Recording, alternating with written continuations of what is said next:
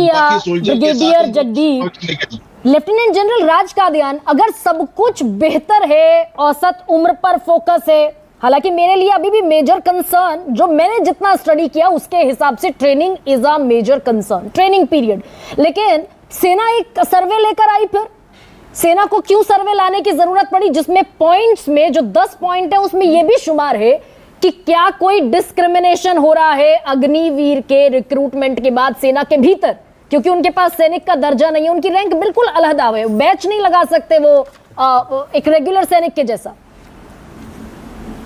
गरिमा जी, भारत की सेना पहले ही युवा है। हमारे 85% कर्मचारी 40 साल की उम्र से पहले रिटायर करते जाते। भारत 6 लड़ाइयां लड़ चुका है आज तक, इसमें कारगिल भी शामिल है, जिसमें नाथुला भी शामिल है। हर लड़ाई के बाद विश्लेषण होता है, लेसन लर्न दिए जाते हैं।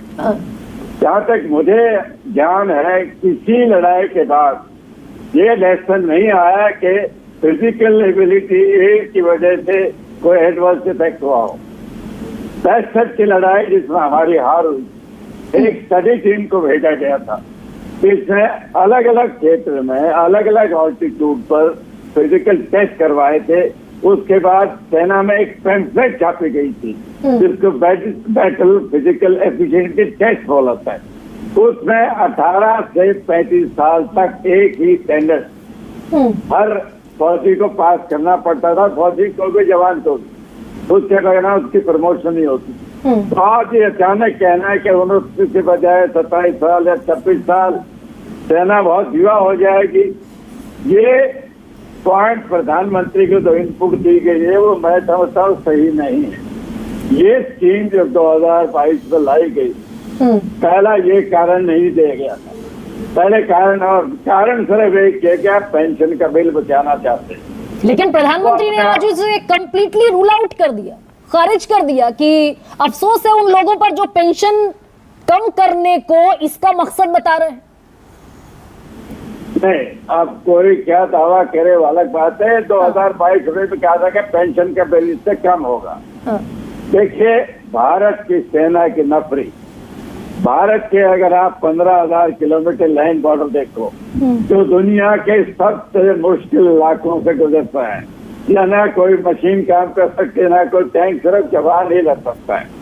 अगर फिर भी देश के नेता ये समझते हैं कि हम नफरी और कम कर सकते हैं तो और कम कर दें, लेकिन जो भी नफरी आप रखना चाहते हो उसमें मिश्रण मत करें कि कुछ रेगुलर हो, कुछ कंट्रेक्चुअल हो, उनकी तनख्वाह अलग अलग हो, टर्म्स एंड कंडीशन अलग हो।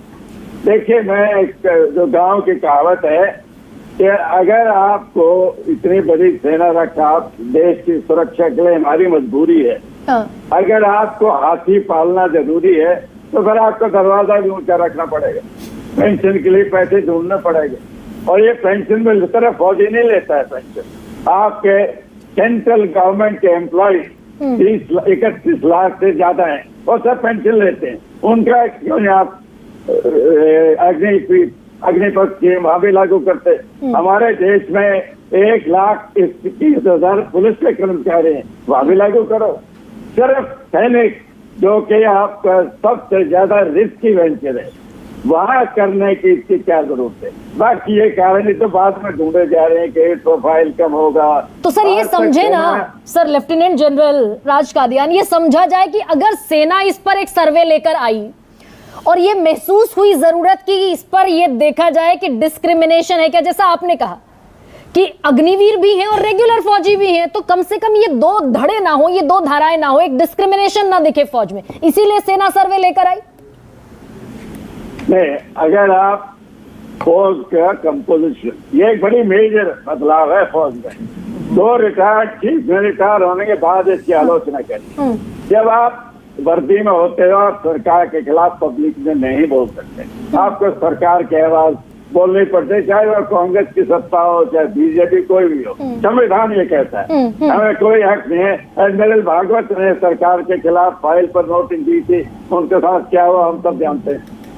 तो किसी फौजी में ये हिम्मत नहीं है, ना उसको ये अनुमति है कि वो सरकार की पॉलिसी के खिलाफ वर्दी में रहते हुए कुछ बोल सके। अगर दो चीफ रिटायर होने के बाद जनरल राव ने और एडमिरल करमबीर ने इसकी निंदा की है, तो जरूर कहीं ना कहीं उनको ये लगा कि जो सर्विस में नहीं कह पाए वो रिटायर होके कह रहे हैं। अरुण प्रकाश एडमिरल जो नेवल चीफ थे, उन्होंने भी और इसीलिए